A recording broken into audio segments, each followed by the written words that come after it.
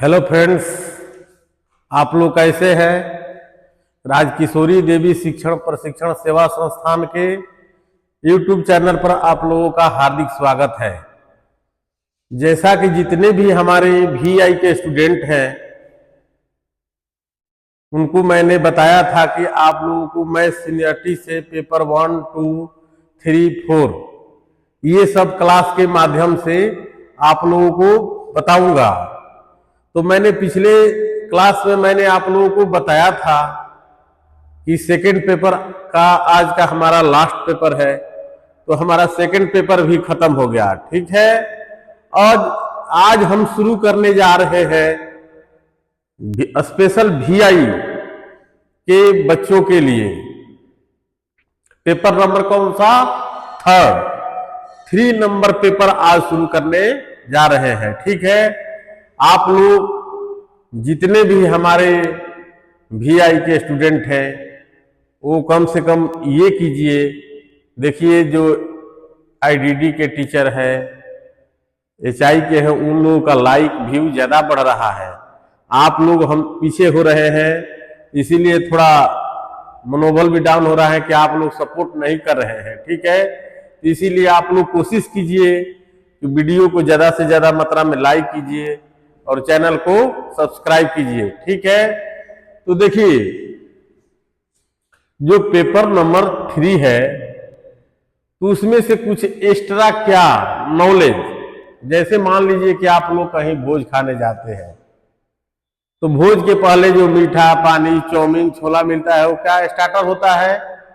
तो उसी प्रकार ये पेपर शुरू होने के पहले, पेपर नंबर 3 शुरू होने के पहले कुछ बेसिक नॉलेज आप लोगों को जानकारी में डाल देता हूं, संज्ञान में डाल देता हूं कि इसको आप लोग याद रखिएगा।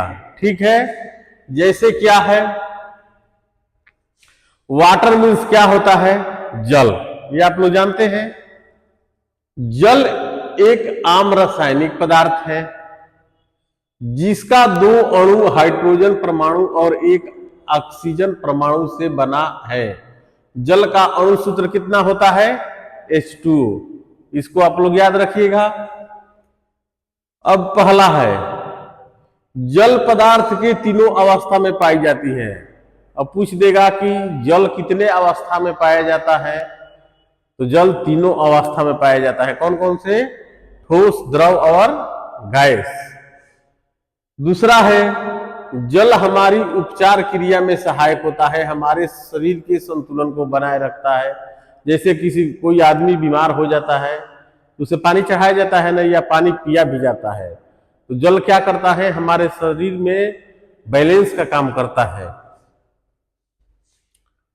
तीसरा है, हमारे शरीर में जल की मात्रा 55 से 65% तक होती है। ये जीके का सवाल है। अब इसमें है, पौधों में जल की मात्रा 65 से 75% होती है। ये क्वेश्चन वस्तुनिष्ठ में आप लोगों को आ सकता है। ठीक है, इसीलिए मैं थोड़ा इसमें चर्चा कर देता हूं पेपर शुरू होने से पहले। पृथ्वी पर कुल 71% जल होता है। पृथ्वी पर कुल 97% जल महासागरों में होता है जो कि खारा होता है। 7 नंबर है, हिम नदी एवं बर्फ की चोटियों में 2.4% जल होता है। नदी, झीलों और तालाबों में 0.4% जल होता है। सबसे शुद्ध जल वर्षा का जल होता है। सबसे शुद्ध जल कौन होता है, वर्षा का जल होता है। शुद्ध जल का pH मान 7 होता है। इसका YE उदासीन होता है। अगला है, किसी भी जल का pH मान 5 या 6 से कम हो तो उसे अम्ल वर्षा कहेंगे। ठीक है, अगला है, जल का क्वथनांक 100 डिग्री सेल्सियस होता है। जल का क्वथनांक कितना होता है, 100 डिग्री सेल्सियस होता है। अब वायु के बारे में कुछ आप लोग जान लीजिए। वायु विभिन्न गैसों का मिश्रण है। वायु में सबसे अधिक मात्रा में नाइट्रोजन गैस पाया जाता है। नाइट्रोजन 78%, ऑक्सीजन 21%, कार्बन डाइऑक्साइड 0.03% और अन्य गैस 0.97%। ठीक है, अब है, नाइट्रोजन को जीव जंतु, रियाज, उधारी नाइट्रोजन के रूप में लेते हैं। ठीक है, ये आप लोगों को थोड़ा बेसिक नॉलेज में दे रहा हूं। इसके बाद है राइजोबियम। राइजोबियम कहां पाए जाते हैं? मिट्टी में, पौधे की जड़ में।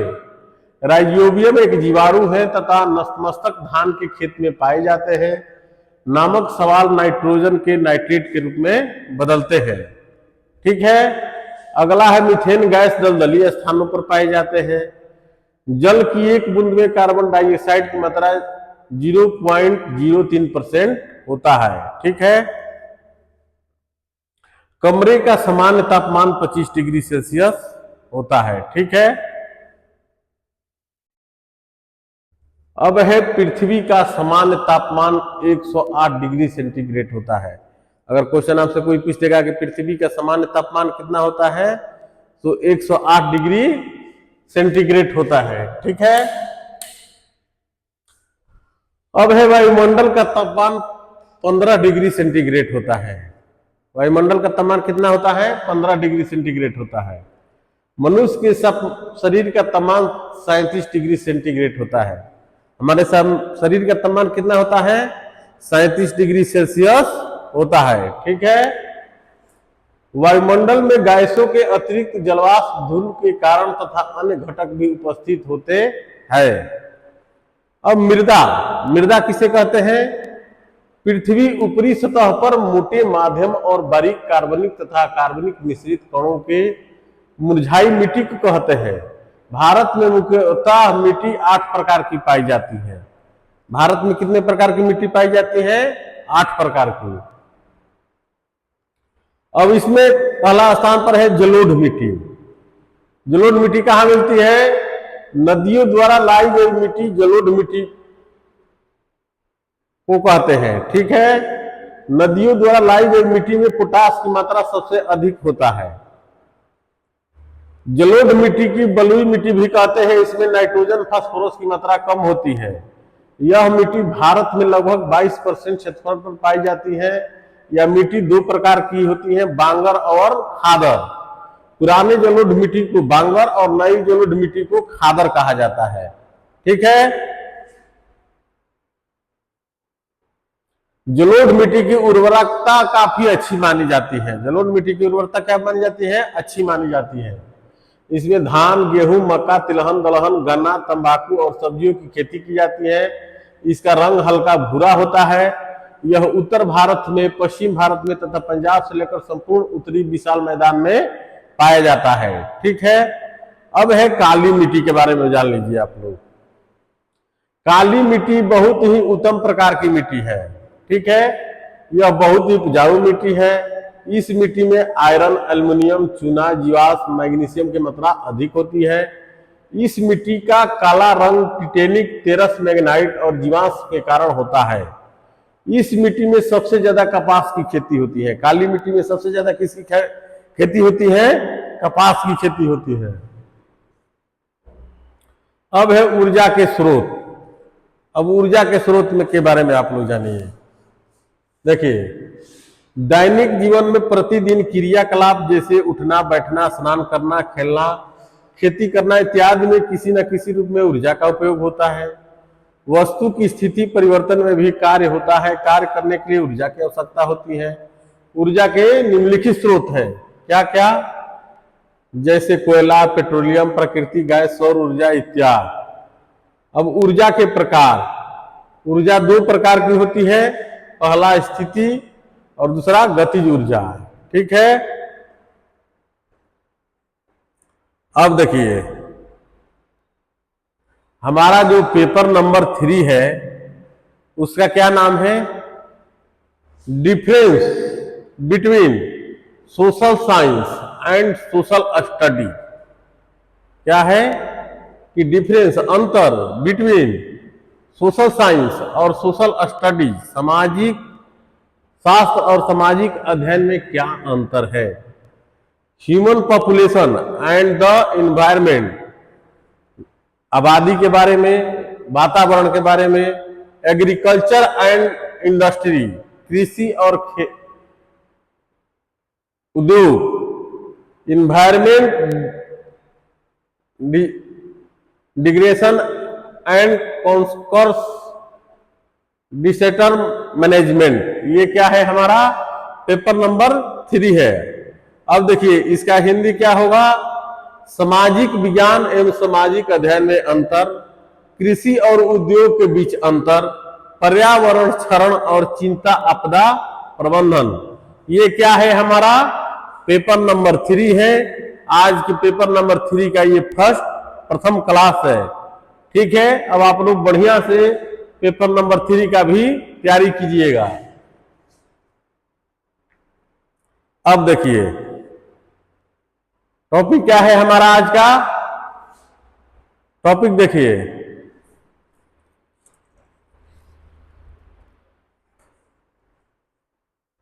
सामाजिक अध्ययन तथा सामाजिक विज्ञान में अंतर।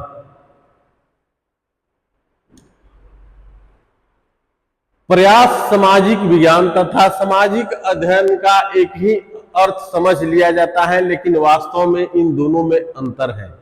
हम लोग क्या करते हैं कि सामाजिक विज्ञान और सामाजिक अध्ययन दोनों का अर्थ एक ही समझ लेते हैं, ठीक है, लेकिन इन दोनों में क्या है, बहुत अंतर है। सामाजिक विज्ञान एवं सामाजिक अध्ययन दोनों ही मानव संबंधों की चर्चा करते हैं। इसमें दोनों में क्या होता है, मानव संबंधों की चर्चा होती है, लेकिन सामाजिक विज्ञान का संबंध अनुसंधान, खोज और नए प्रयोग से सीमित होता है।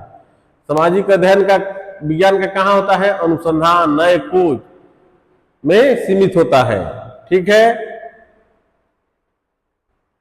अब हम पढ़ेंगे सामाजिक विज्ञान। सामाजिक विज्ञान के बारे में आज हम पढ़ेंगे कि सामाजिक विज्ञान क्या है, और इसके बाद पढ़ेंगे सामाजिक अध्ययन क्या है, तब दोनों में हम लोगों का अंतर स्पष्ट हो पाएगा। सामाजिक विज्ञान में मानव संबंधों की विस्तृत, क्रमबद्ध तथा तर्कसंगत चेचक होती है। ठीक है, इनकी एक विशेष स्तर की विद्वता भी रहती है और इसलिए स्कूल के विद्यार्थी इन्हें आसानी से नहीं समझ पाते, अर्थात विद्यार्थियों को समझने में कठिनाई होती है।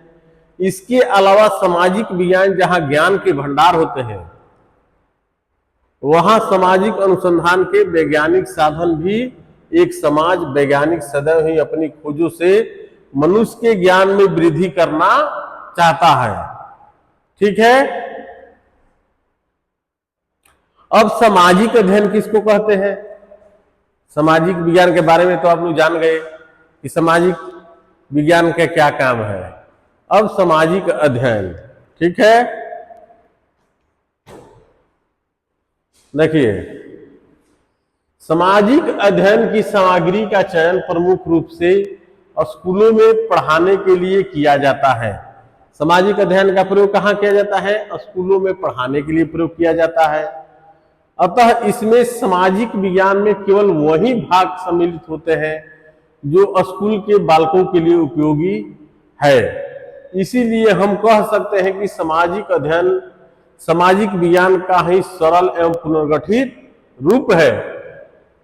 यह मानव संबंधों का विवेचन प्राण स्तर की अपेक्षा बाल स्तर पर करता है। ठीक है, इस प्रकार दोनों में अस्तर की भिन्नता होती है। यह भी आवश्यक है कि सामाजिक विज्ञान की अपेक्षा सामाजिक अध्ययन सरल और रोचक होता है। सामाजिक विज्ञान में मानव संबंधों के क्रियात्मक रूप दिया जाता है। इसमें क्या दिया जाता है कि मानव संबंधों के क्रियात्मक रूप को प्रदर्शित किया जाता है। जैसे कि राजनीतिक विज्ञान, पॉलिटिकल साइंस का एक उच्च कोटि का विद्वतापूर्ण विषय है, जिसमें स्नातक स्तर पर महाविद्यालयों में पढ़ा जाता है, और नागरिक शास्त्र सिविक्स इसी का सरल रूप है, जिसे स्कूलों में 10वीं कक्षा तक पढ़ाया जाता है। अगर अपने शब्दों में कहे तो सामाजिक विज्ञान के अंतर्गत विषय आते हैं जो मानव समाज के प्रारंभ, संगठन तथा विकास से संबंधित होते हैं। सामाजिक विज्ञान के अंतर्गत कौन से विषय आते हैं?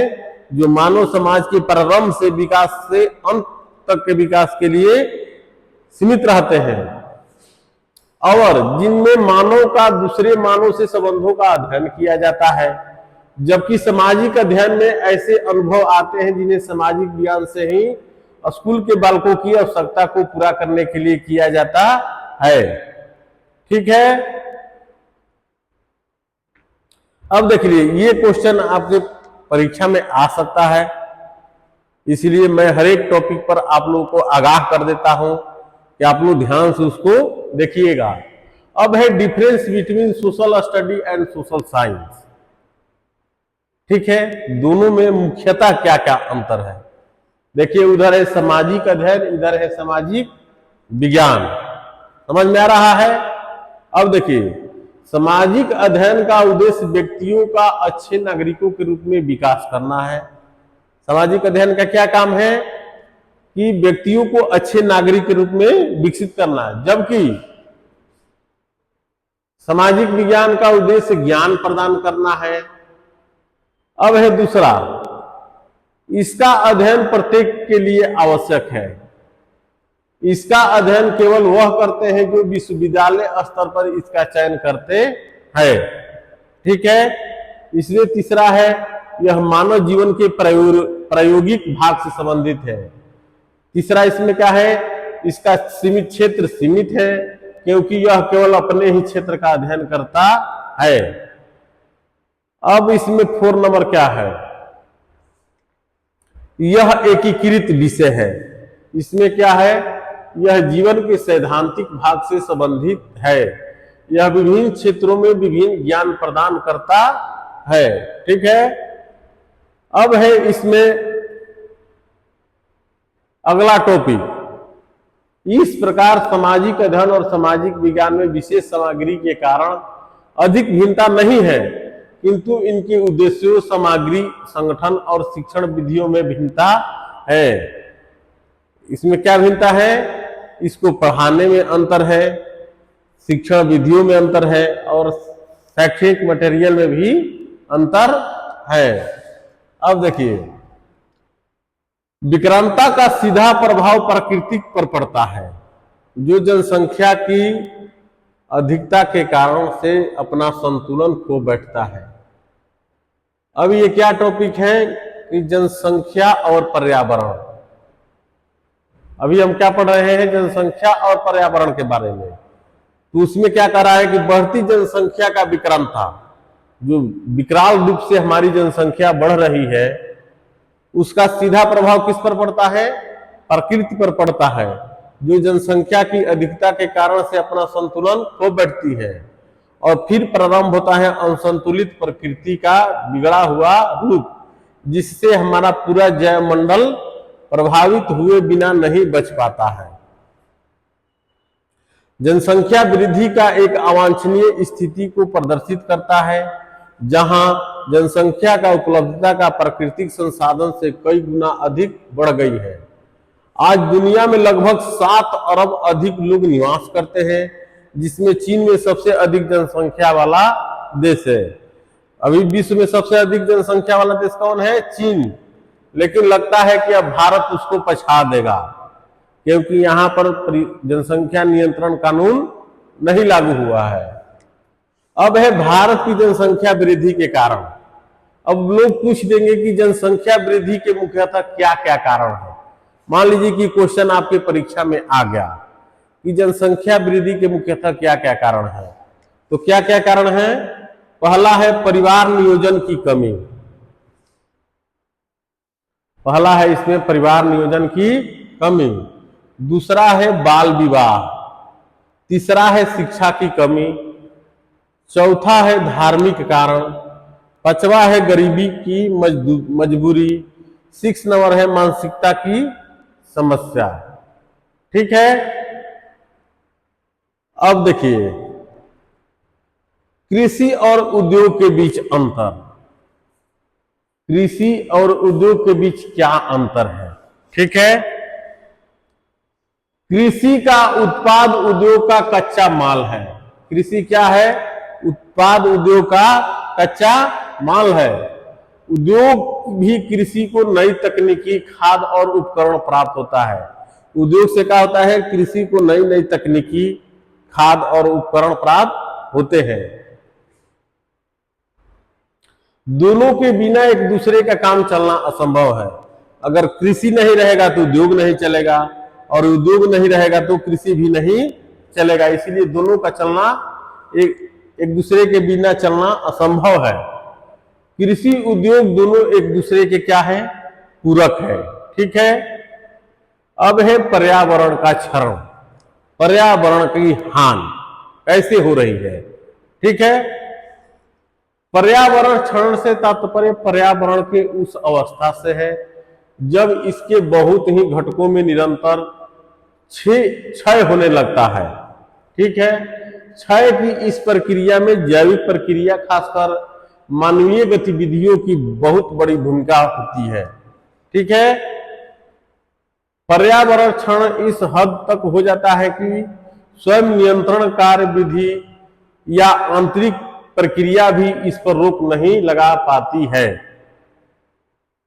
पर्यावरण के तत्व घटकों में व्यापक रूप से फेरबदल हो जाता है, जिसके कारण पर्यावरण की गुणवत्ता में भी कमी आ जाती है। अब है पर्यावरण क्षरण के कारण। अब पूछ देगा कि पर्यावरण हानि के क्या क्या कारण है। क्षरण उसको कहते हैं, इसको कहते हैं हानि को। सामाजिक कारण और आर्थिक कारण दोनों देख लीजिए। सामाजिक कारण क्या है, बढ़ती जनसंख्या, गरीबी, शहरीकरण, जीवन शैली में परिवर्तन, वनों की कटाई। ठीक है। आर्थिक कारण क्या है, कृषि में विकास, औद्योगिकीकरण, आर्थिक विकास। ठीक है। अब है आपदाएं। आपदा किसको कहते हैं, घटना जो होती है आपदाएं, उसके बारे में अब देखिए। आपदा एक प्राकृतिक या मानव निर्मित जोखिम का प्रभाव है जो समाज या पर्यावरण को नकारात्मक रूप से प्रभावित करता है। आपदा शब्द जोशी विज्ञान से आया है। इसका अर्थ होता है विकासशील देश आपदा का भारी मूल्य झुकाते हैं। आपदा के कारण 95% मौतें विकासशील देशों में होती है। आपदा के कारण ज्यादा मौतें कहां होती है, 95%, जो देश निरंतर विकासशील है वहां होती है। और प्राकृतिक आपदा से होने वाले मौतें भी सुने जाते हैं। आपदा के निम्न प्रकार को परिभाषित किया जा सकता है। आपदा को कैसे कैसे परिभाषित किया जा सकता है, जैसे सड़क दुर्घटना, आग लग जाना, आतंकवादी हमला हो जाना, ये क्या है, आपदा है। अब आपदाएं, आपदाएं क्या है, जो बड़ी मात्रा में होती है, घटनाएं जो बड़ी मात्रा में होती है। जैसे देखिए प्राकृतिक आपदा।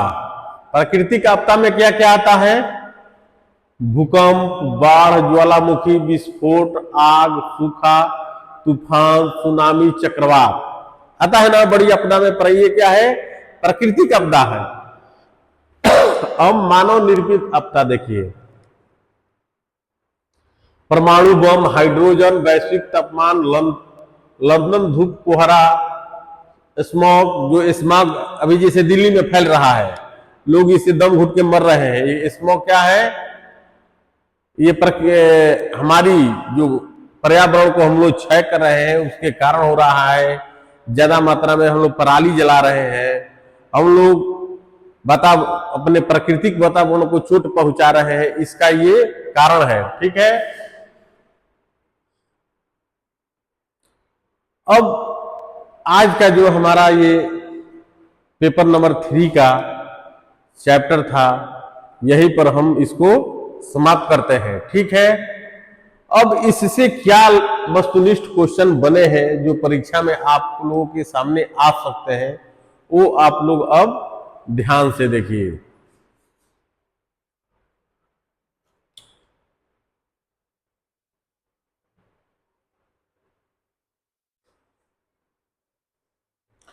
पहला क्वेश्चन क्या है हमारा, सामाजिक विज्ञान का मुख्य उद्देश्य क्या है।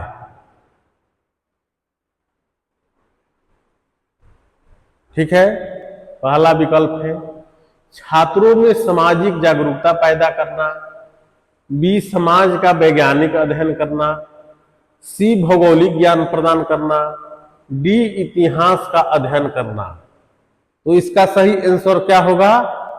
इसका सही आंसर होगा समाज का वैज्ञानिक अध्ययन करना, ऑप्शन नंबर बी। ठीक है, ऑप्शन बी इसका सही आंसर होगा। ठीक है, अब है क्वेश्चन नंबर 2। क्वेश्चन नंबर 2 क्या है हमारा? समाज अध्ययन का उद्देश्य क्या है? आखिर हम लोग जो समाज अध्ययन कर रहे हैं उसका मुख्य उद्देश्य क्या है? उच्च शिक्षा में शोध करना, छात्रों को समाज के प्रति जागरूक बनाना, सी आर्थिक सिद्धांतों को समझना, डी राजनीतिक विश्लेषण करना। तो इसका सही आंसर क्या होगा? इसका सही आंसर होगा ऑप्शन बी, छात्रों को समाज के प्रति जागरूक बनाना। ठीक है, अब है क्वेश्चन नंबर 3। निम्नलिखित में से कौन सामाजिक विज्ञान का भाग नहीं है? अब देखिए यहां ये मिस्टेक वाली बात पूछ रहा है, सामाजिक विज्ञान का भाग नहीं है। यही अगर लिख देगा सामाजिक अध्ययन का भाग नहीं है तो दोनों में अंतर होगा। ठीक है, अभी क्या क्वेश्चन पूछ रहा है? सामाजिक विज्ञान का भाग नहीं है। ऑप्शन ए क्या हमारा है? समाजशास्त्र, बी अर्थशास्त्र, सी भूगोल, डी नागरिक शास्त्र। तो इसका सही आंसर आप लोग क्या अनुमान से लगा सकते हैं? इसका सही आंसर होगा ऑप्शन बी, नागरिक शास्त्र। ठीक है, समझ में आ गया? अब क्वेश्चन नंबर 4 देखिए। 4 नंबर क्वेश्चन,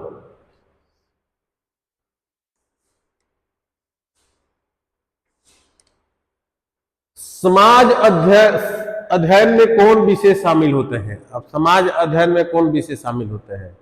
ठीक है, ए है समाजशास्त्र और मनोविज्ञान, बी है इतिहास, भूगोल और नागरिक शास्त्र, सी राजनीतिक विज्ञान और अर्थशास्त्र, डी केवल समाजशास्त्र। बताइए इसका सही आंसर क्या होगा? इसका सही आंसर होगा ऑप्शन बी, इतिहास, भूगोल और नागरिक शास्त्र। ठीक है, अब देखिए क्वेश्चन नंबर 5। सामाजिक विज्ञान को किस स्तर पर पढ़ाया जाता है? सामाजिक विज्ञान को किस स्तर पर बच्चों को पढ़ाया जाता है? किस स्तर पर लोग पढ़ते हैं? ए प्राथमिक स्तर, बी माध्यमिक स्तर, सी उच्च शिक्षा, डी केवल निजी संस्थानों में। तो इसका सही आंसर क्या होगा? इसका सही आंसर होगा ऑप्शन सी, उच्च शिक्षा में। क्योंकि जब आप मैट्रिक तक पढ़ते हैं या तो जनरल विषय सभी लोगों के लिए एक समान होता है, लेकिन जब आप अपर क्लास में जाएंगे तो आपको विषय चूज अपनी रुचि के अनुसार करना पड़ता है, अपनी कैपेसिटी देखकर करना पड़ता है। तो ये कहां होता है? उच्च शिक्षा में। तो इसीलिए इसका सही आंसर क्या होगा? ऑप्शन सी होगा। ठीक है, अब है क्वेश्चन नंबर 6। समाज अध्ययन का मुख्य उद्देश्य क्या है? समाज अध्ययन का मुख्य उद्देश्य क्या है? ए है बच्चों को समाज के बारे में समान ज्ञान देना, बी वैज्ञानिक शोध करना, सी विश्लेषणात्मक सिद्धांत बनाना, डी सामाजिक नीति निर्माण करना। तो इसका सही आंसर क्या होगा? ऑप्शन ए, बच्चों को समाज के बारे में समान ज्ञान देना। ठीक है, अब देखिए क्वेश्चन नंबर 7। 7 क्या है? देखिए,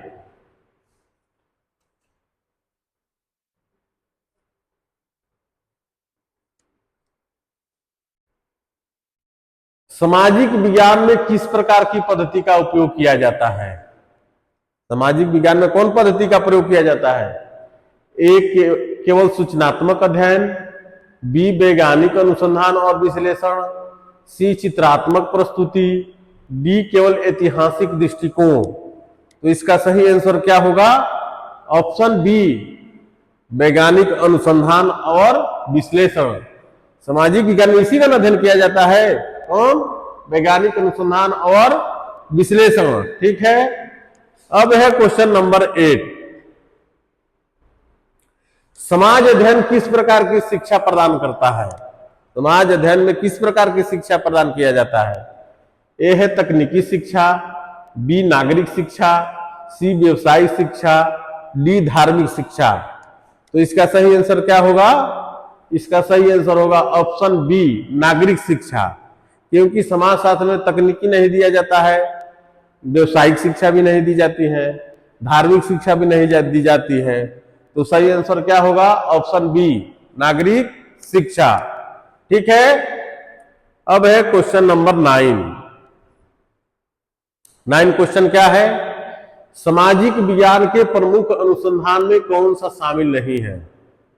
ठीक है, ऑप्शन हमारा क्या है? ए मानव शास्त्र, बी भूगोल, सी समाजशास्त्र, डी मनोविज्ञान। तो इसका सही आंसर क्या होगा? ऑप्शन बी भूगोल। ठीक है, अब क्वेश्चन नंबर 10 देखिए। समाज अध्ययन का अध्ययन किस स्तर पर होता है? अब समाज अध्ययन हम लोग किस स्तर पर अध्ययन करते हैं? ए केवल उच्च शिक्षा में, बी केवल माध्यमिक शिक्षा में, सी प्राथमिक और माध्यमिक दोनों स्तरों पर, डी केवल बेसिक शिक्षा में। तो देखिए वो सामाजिक विज्ञान में क्या आया था कि उच्च शिक्षा में इसका अध्ययन किया जाता है, लेकिन इसका सामाजिक अध्ययन का कहां पर अध्ययन किया जाता है? ऑप्शन सी प्राथमिक और माध्यमिक दोनों स्तरों पर। कहां किया जाता है? प्राथमिक और माध्यमिक दोनों स्तरों पर इसका अध्ययन किया जाता है। ठीक है, ऑप्शन सी इसका सही आंसर होगा। ठीक है, अब देखिए क्वेश्चन नंबर 11।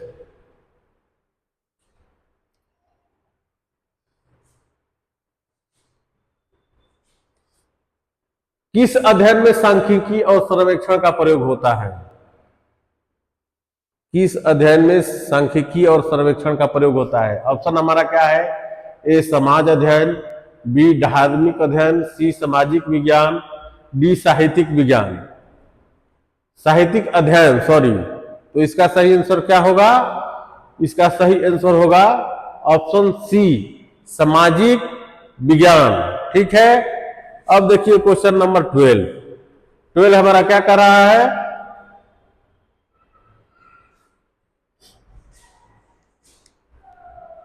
सामाजिक विज्ञान और सामाजिक अध्ययन के बीच मुख्य अंतर क्या है?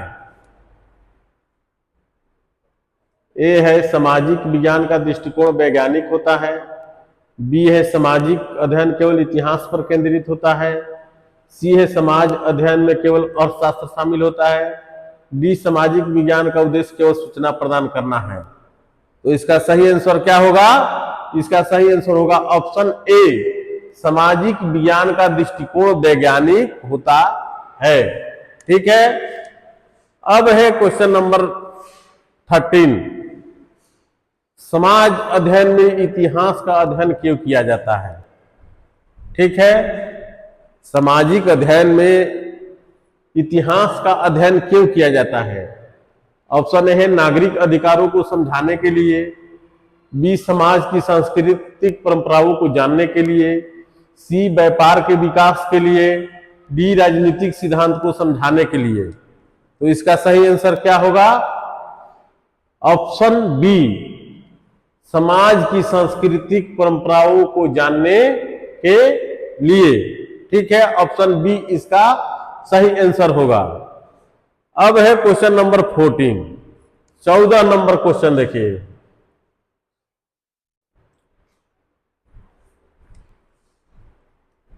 समाज अध्ययन का एक अन्य नाम क्या है?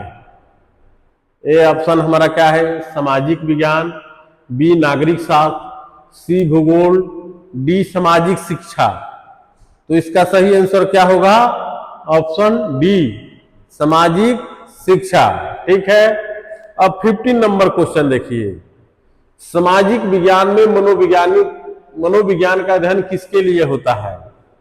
ऑप्शन ए है मानव मस्तिष्क और व्यवहार को समझने के लिए, बी इतिहास को समझने के लिए, सी नागरिकता के सिद्धांतों को सीखने के लिए, कि डी भूगोल को पढ़ाने के लिए। तो इसका सही आंसर क्या होगा? ऑप्शन ए मानव मस्तिष्क और व्यवहार को समझने के लिए। ठीक है, अब है क्वेश्चन नंबर 16। समाज अध्ययन का मुख्य रूप से किस आयु वर्ग के लिए होता है? ठीक है, ऑप्शन हमारा क्या क्या है? ए प्राथमिक और माध्यमिक स्तर के छात्रों के लिए, बी केवल स्नातक छात्रों के लिए, सी वयस्कों के लिए, डी केवल शोधकर्ताओं के लिए। तो इसका सही आंसर क्या होगा?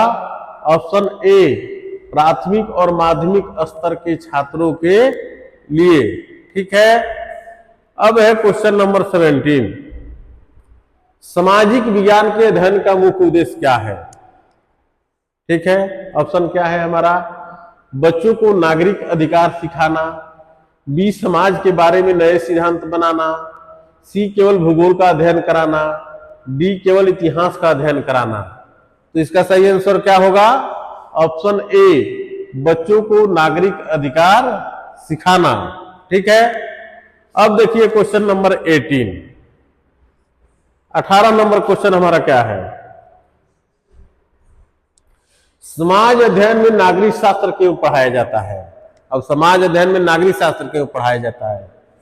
ए आर्थिक सिद्धांत सिखाने के लिए, बी अच्छे नागरिक के गुण सिखाने के लिए, सी केवल ऐतिहासिक घटनाओं को ज्ञान देने के लिए, वैज्ञानिक दृष्टिकोण को बढ़ावा देने के लिए। तो इसका सही आंसर क्या होगा? ऑप्शन बी अच्छे नागरिक के गुण सिखाने के लिए। ठीक है, अब देख लीजिए सामाजिक अध्ययन में इतिहास क्यों पढ़ाया जाता है? तो पुराने संस्कारों के बताने के लिए, इतिहासों को बताने के लिए। नागरिक क्यों पढ़ाया जाता है? अच्छे इंसान बनाने के लिए। ठीक है, अब देखिए 19 नंबर क्वेश्चन। किस अध्ययन का वैज्ञानिक अनुसंधान पर होता है? किस अध्ययन का ध्यान वैज्ञानिक अनुसंधान पर होता है? ए है सामाजिक अध्ययन, बी सामाजिक विज्ञान, सी धार्मिक अध्ययन, डी भाषा अध्ययन। तो इसका सही आंसर क्या होगा? ऑप्शन बी सामाजिक विज्ञान। इसका फोकस किस पर होता है? तो इसका ध्यान वैज्ञानिक अनुसंधान पर होता है, इसीलिए इसका सही आंसर ऑप्शन बी होगा सामाजिक विज्ञान। ठीक है, अब हमारा लास्ट क्वेश्चन देख लीजिए, आज का ये क्लास का लास्ट क्वेश्चन है। समाज अध्ययन का उपयोग क्यों किया जाता है? ठीक है, ए है समाज शास्त्र में शोध के लिए, बी नागरिकता के प्रति जागरूकता लाने के लिए, सी व्यवसायिक अध्ययन के लिए, डी केवल सांख्यिकी सिखाने के लिए। तो इसका सही आंसर क्या होगा? ऑप्शन बी नागरिकता के प्रति जागरूकता लाने के लिए। इसका सही आंसर क्या होगा? ऑप्शन बी होगा। तो आज हमारा जो ये पेपर नंबर 3 जो शुरू हुआ है, आज का ये प्रथम क्लास है। ठीक है, फिर अगले दिन अगले क्लास में आप लोग के सामने इसी पेपर का जो अगला टॉपिक होगा उसको लेकर आऊंगा, उसके वस्तुनिष्ठ क्वेश्चन भी आप लोगों के सामने लाऊंगा, ताकि अधिक से, मेरा मुख्य मकसद है आप लोगों को अधिक से अधिक मात्रा में जानकारी देना।